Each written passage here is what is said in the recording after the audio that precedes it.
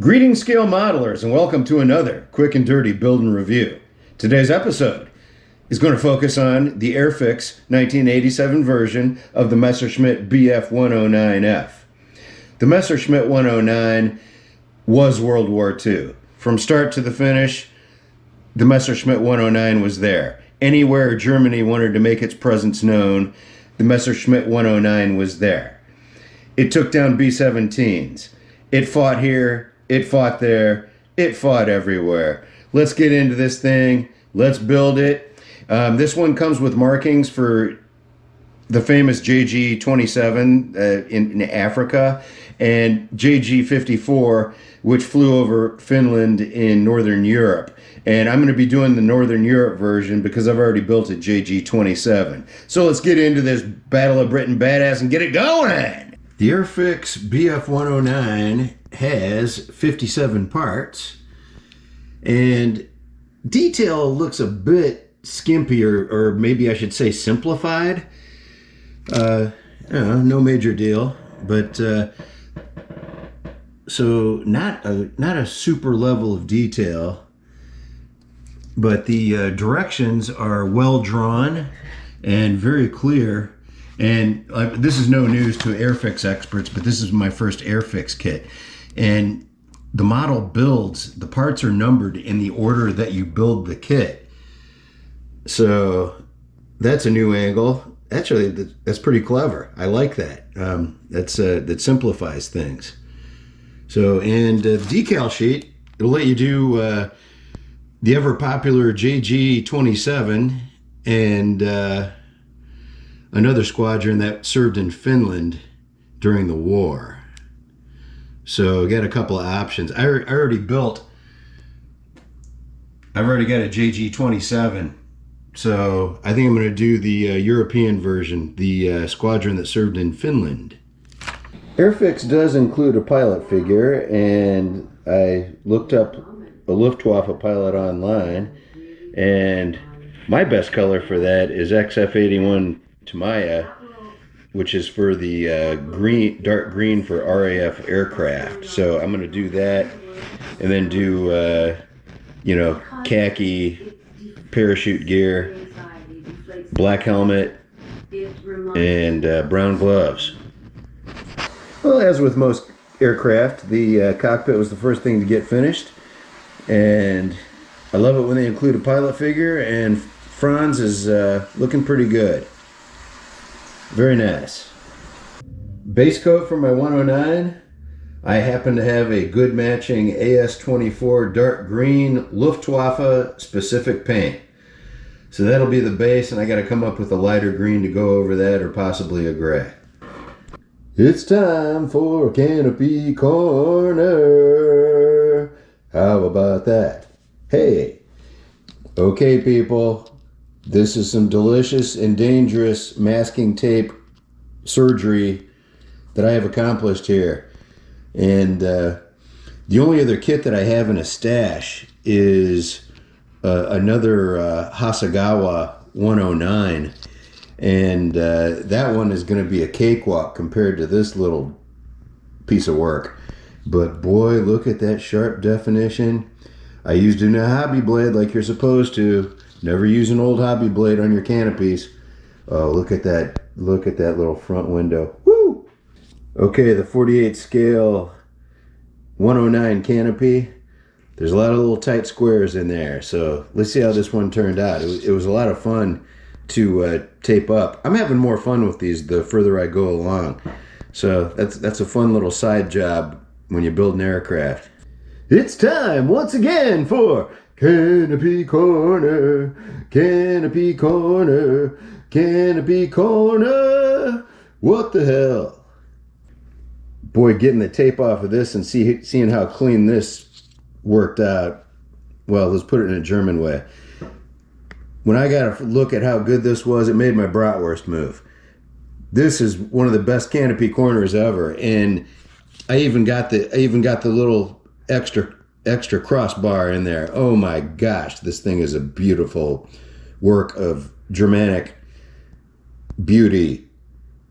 It reminds me of a song.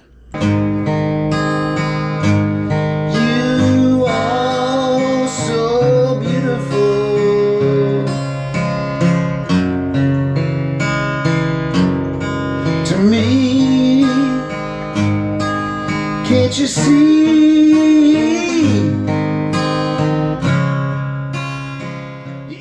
Scale modelers, I got a new segment for this one, even more exciting than Canopy Corner.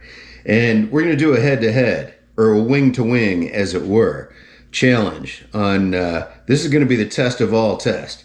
You know I won't shut up about this kind of tape, Tamiya.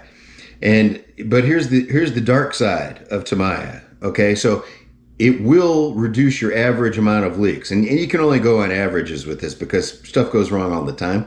But, okay, I tell people that this has like all the qualities, but what I don't say is it pulls up so much paint off the clean side that you want to keep clean that you got to paint it again anyway, and you might as well have spilled paint on it. Okay, so that's the first time I ever, well, the truth comes out now, because this 2080 Scotch tape that you can buy at the hardware store, I'm going to do one wing of the 109. You've got my beautiful heavenly blue Luftwaffe blue, but this is the test of all tests. Yellow paint. Yellow paint will leak under anything.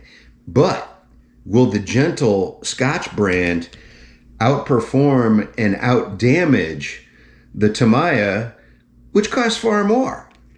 We have a compelling challenge here. Wing to wing, baby. Results coming up next. Now I get it that yellow is bright, it's sunny, and it's kind of like a canary's ass. But the other part of it, it leaks like this is the worst paint you can ever work with. It will leak through everything. So if either of these can perform, then you got to go buy some of it and start using it, because if it can mask yellow on the first shot, you better go and buy it. You just better go and buy it. So anyway, I'm covering this, you know, drawing the paint strokes away from the masking tape, in all fairness.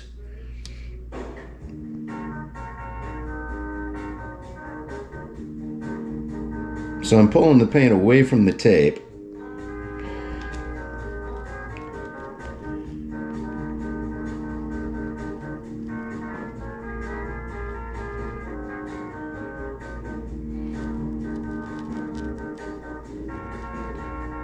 Tamiya is great, but Scotch doesn't take a backseat to anybody just for their sheer industriousness. But for this scale modeling challenge, this is just fascinating, I gotta say. Because everybody wants a good masking job, am I right? I think we're all agreed on that. Alright, so here's the Scotch side. And this is full strength.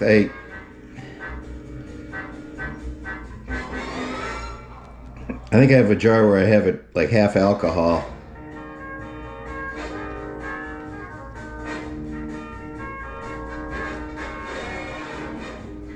And so I'm not even trying to push any paint really into the edge of the tape. And you shouldn't be doing that anyway.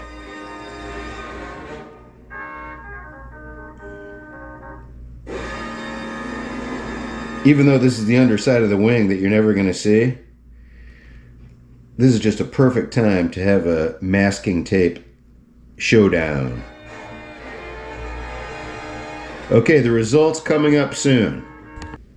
Alright, scale modelers, it's time for the masking tape showdown.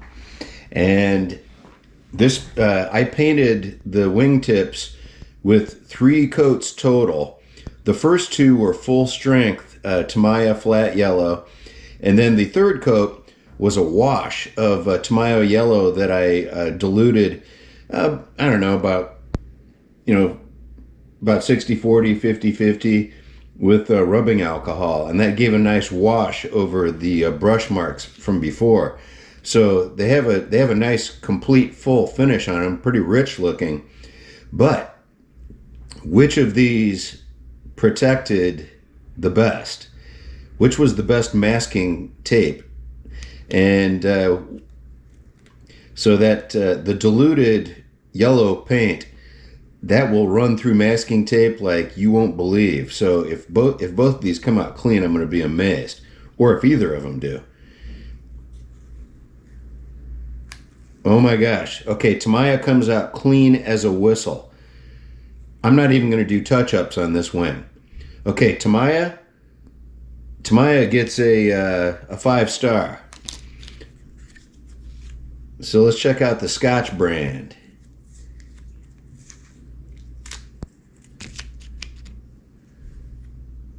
There is only a minuscule leak, and I can scratch that off.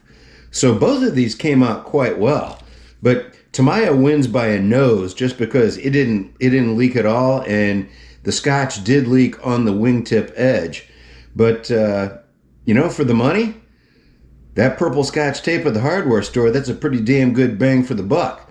This has been the inaugural of many masking tape showdowns. There's a long list of things that I struggle with in scale modeling, and you can see it from my results.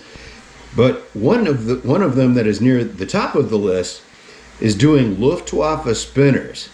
They look really cool. Well, they look kind of menacing. Like, you know, sometimes they've got like a white swirly thing going and it spins around in a cool looking way.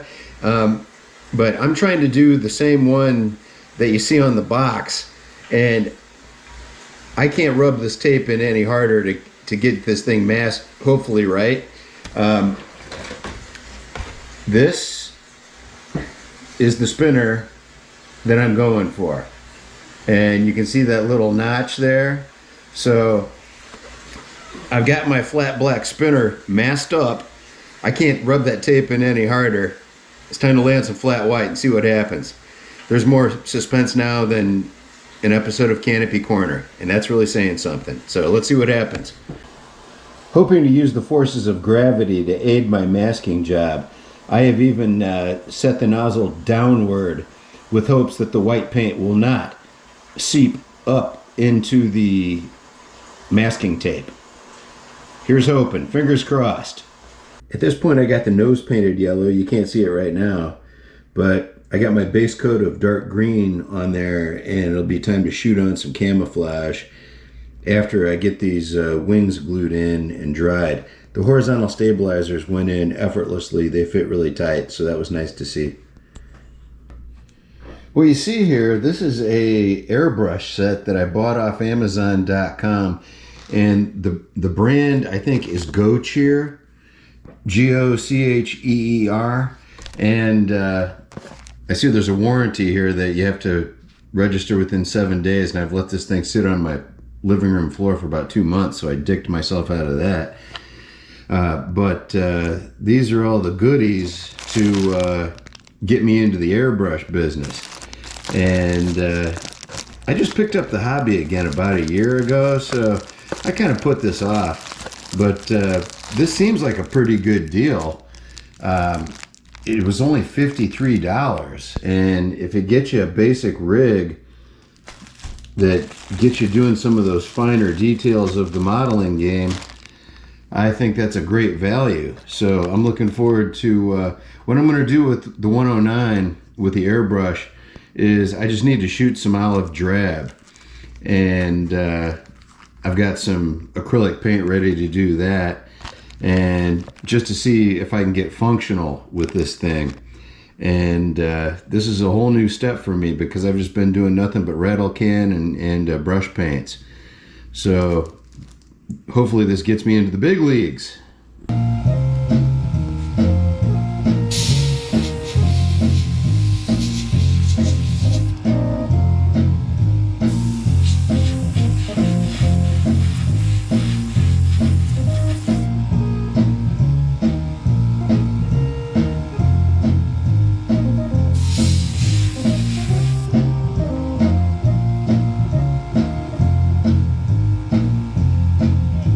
The color I airbrushed was a mix of RAF green with sky gray, Tamiya acrylic, and not too bad for the first try. You know, I mean, like, I just learned how to turn the compressor on before I started doing this, so this is not too bad of a first shot. And I'm looking forward to getting to know the airbrush a little better because I don't know what the heck I'm doing. And well, here you can see it, but at least it looks like camouflage, and that's all I wanted. So onward and upward. These decals are going on so nice. I'm just having a fun evening putting on decals. Look at these. All right, so Airfix, this is from the late 80s. The decals work well and they look good. This is a sharp looking little 109. Woo! The Airfix 48 scale Messerschmitt 109F. This was a fun, straightforward build to put together. Paint job came together great. Both types of masking tape, both Scotch, and Tamiya came out working great on my yellow wingtips. And this overall was just a pleasure to build. I even got my rigging close to right, which is better than I usually do. And this was a fun one. So thanks for watching. And this has been another quick and dirty build and review. Let me tell you a story. Let me tell you a story. Shit, I'm gonna tell you a story whether you let me or not. Cause it's my fucking album.